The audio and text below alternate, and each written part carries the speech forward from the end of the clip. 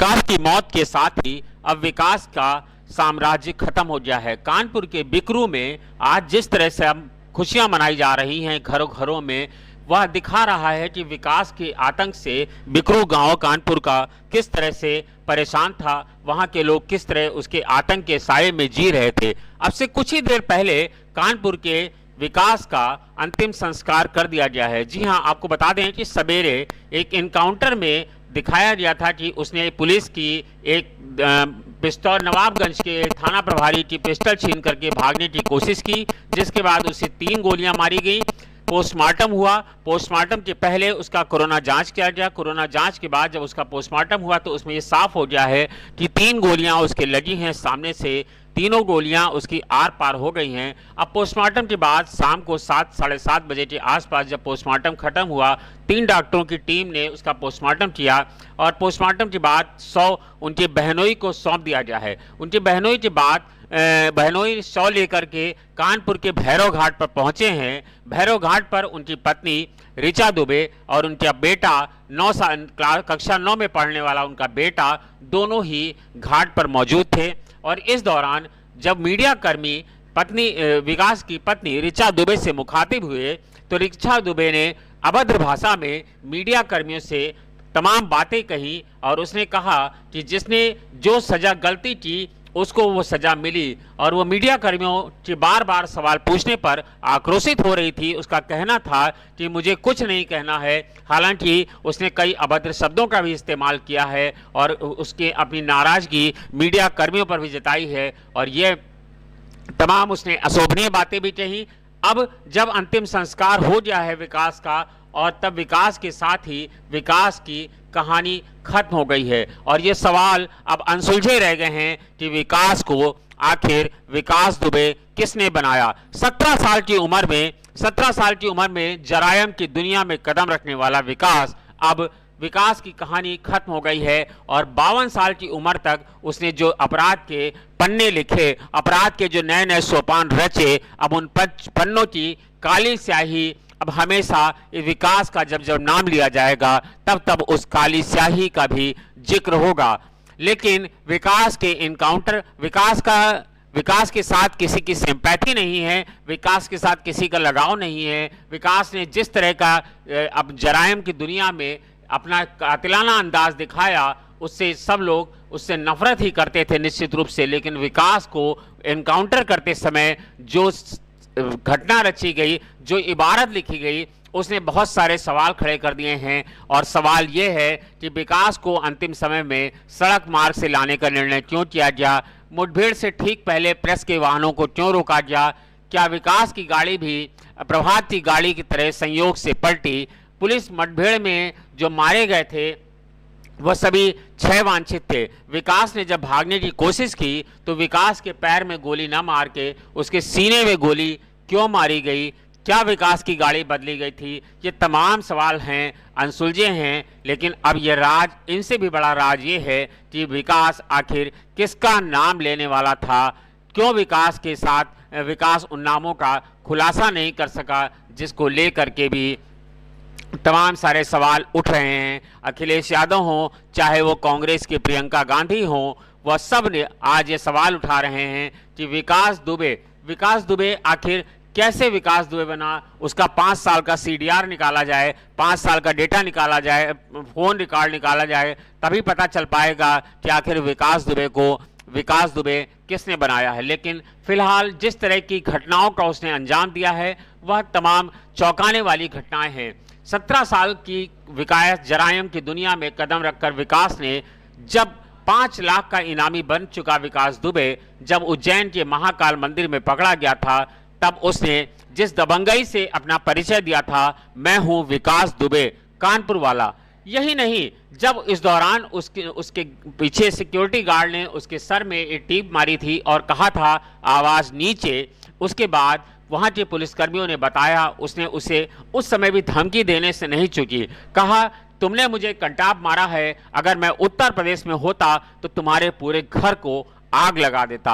आप उसकी स्टाइल से समझ सकते हैं कि जब पुलिस की गर्दन तक उसके हाथ पहुंचे हुए थे तब भी विकास रुका नहीं था, उसका आपराधिक स्टाइल नहीं रुका था। विकास दुबे के बारे में तमाम कहानियां हैं। विकास दुबे के बारे में कहा जाता है विकास ने छात्र राजनीति पर भी अपनी दखल बनाई थी। जिस कॉलेज में पढ़ता था उसने वहां के प्रिंसिपल को भी मार गिराया था, प्रिंसिपल की भी उसने हत्या की थी। चौबेपुर थाने का यह पहला एसटी सीटर इतना बेखौफ हो गया था कि सिवली थाने के भीतर ही इसने 2001 में श्रम संविदा बोर्ड के चेयरमैन और दर्जा प्राप्त राज्य मंत्री संतोष शुक्ला को दिन दहाड़े गोलियों से भून दिया था। और उस समय करीब 30 से 35 पुलिसकर्मी वहां पर थे, लेकिन किसी ने उसके खिलाफ गवाही देने की जरूरत नहीं महसूस की।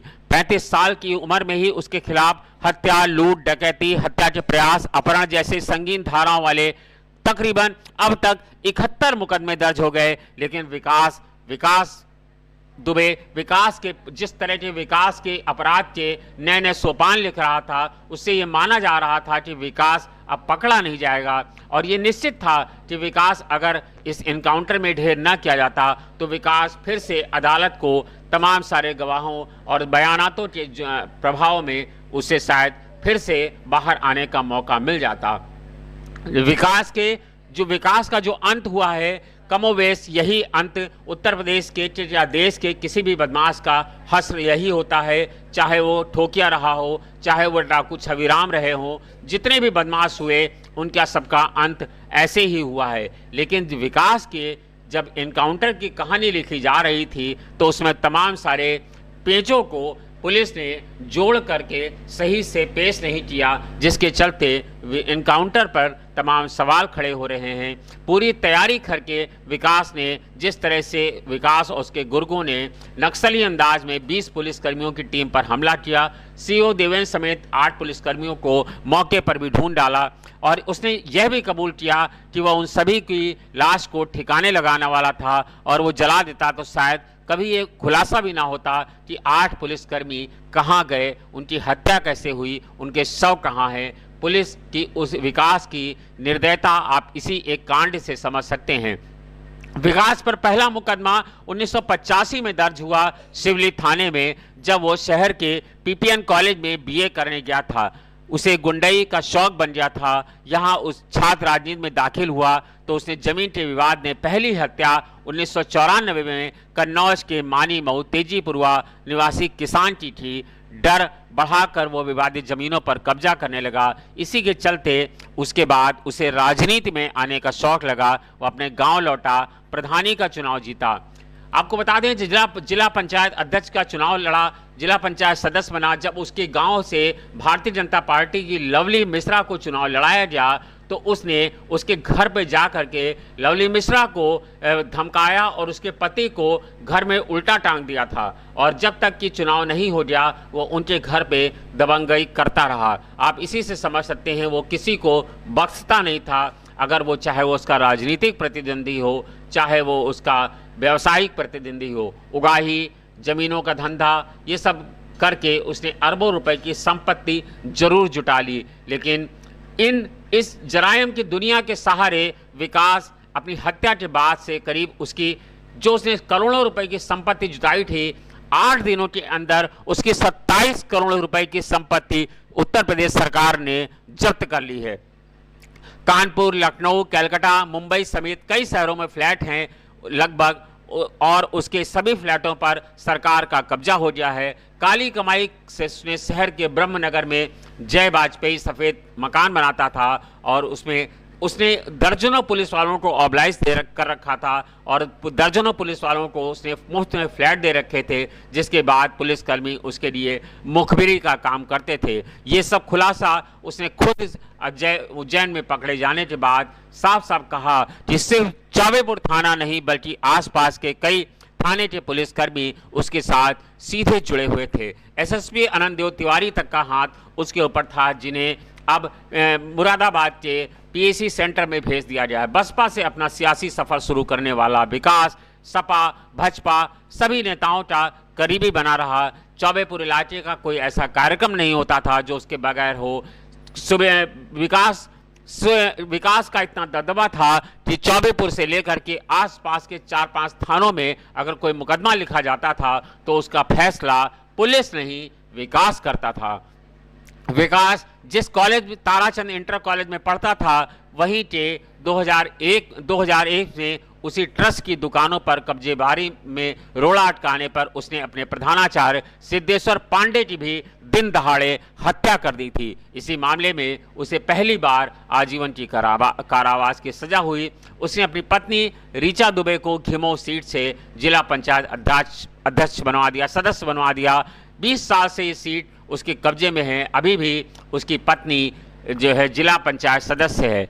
शास्त्री नगर के कुख्यात राजू निगम उर्फ राजू खुल्लर की आपराधिक छांव में चलते विकास दुबे ने उससे संबंध गांठे। बाद में उसकी बहन ऋचा को लेकर के भाग गया और लव मैरिज कर ली। यानी कि विकास का जो साला है वह भी जरायम की दुनिया से है और इसी के चलते उससे राजू खुल्लर की मुलाकात हुई और बाद में राजू खुल्लर की बहन को लेके भागा।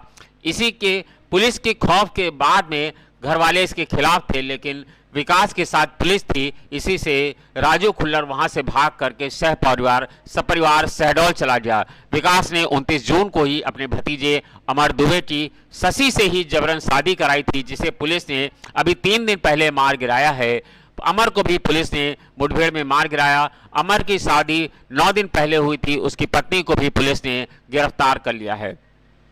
विकास का दुस्साहस इतना बढ़ चुका था, वो जमीन कब्जे करने की शिकायत करने वाले राहुल तिवारी को उसने चौबेपुर थाने के एसओ विजय तिवारी के सामने ही 1 जुलाई को पीटा था। यानी वो इतना मणबर था कि सीओ के सामने ही उसके सिपाही को पीटा और कहा, उसका फोन छीन लिया। जब राहुल ने अपनी शिकायत एसएसपी को बताई और इसकी खबर विकास को लगी तो उसने दरोगा के शर्मा को फोन करके कहा कि अगर गांव में पुलिस आई तो इतनी लाशें बिछा दूंगा कि उठाने के लिए कंधे भी नहीं मिलेंगे। और हुआ वही। जब रात में 1 बजे पुलिस पहुंची तो ताबड़तोड़ गोलियां विकास और उसके गुर्गों की सीओ देवेश मिश्रा समेत सभी पुलिस कर्मियों पर टूट पड़ी।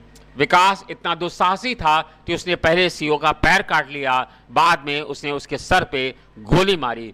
यही नहीं, उसने 5 पुलिसकर्मियों के शव को एक दूसरे के ऊपर लाद दिया था और डीजल मंगाया था और उन सबको जलाकर यह पूरा सुराग खत्म करने की तैयारी थी। लेकिन विकास अपने इस कारनामे को अंजाम नहीं दे सका। कहते हैं हर एक जुर्म की एक अंत रात होती है और शायद विकास के लिए अब जुल्म की इंतहा हो गई थी। विकास के जुल्म के जरायम की दुनिया में ऐसे ऐसे पन्ने लिखे, ऐसे ऐसे सोपान लिखे जिसका अंत एक दिन होना ही था। और विकास के लिए 10 जुलाई की रात, 10 जुलाई की सुबह एक कार लेकर के आई। विकास इतना दुस्साहसी था, जब उज्जैन से गाड़ी उसे लेके चली तब भी गाड़ी में बैठकर भी उसकी मुस्कुराते हुए फोटो देखी जा सकती है। विकास को लग रहा था कि वह अपनी चाल में कामयाब हो गया है। उसने मंदिर को चुना क्योंकि महाकाल के मंदिर में हथियार ले जाना मना है। उसे मालूम था कि उसे यहाँ पुलिस अगर देखेगी भी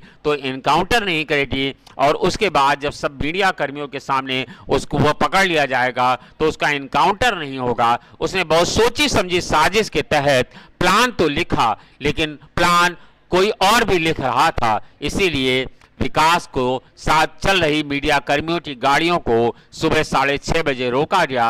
उसके बाद 15 मिनट बाद यह हादसा हो गया। विकास के लाने वाली गाड़ी को बदला गया। विकास को स्कॉर्पियो से ला करके टीवी गाड़ी में लाया गया और उसके बाद गाड़ी पलटी और विकास को दनादन उसके सीने में 3 गोलियों का लोहा उतार दिया गया। विकास ने मौके पर ही दम तोड़ दिया था, जिसे अस्पताल में ले जाया गया, जहां डॉक्टरों ने उसे बाउंड डेड घोषित कर दिया। यानी अस्पताल लाने से पहले ही विकास की मौत हो चुकी थी। अब विकास का अध्याय खत्म हो चुका है। दुर्दांत विकास का अंत हो गया है। अब पुलिस इस मामले में और लोगों को कड़ियां जोड़ेगी और लोगों को इकट्ठा करेगी कि किस तरह से उन लोगों ने आतंक मचाया था। लेकिन फिलहाल कानपुर के बिकरू गांव से विकास दुबे का अंत हो गया है। धन्यवाद, शुक्रिया।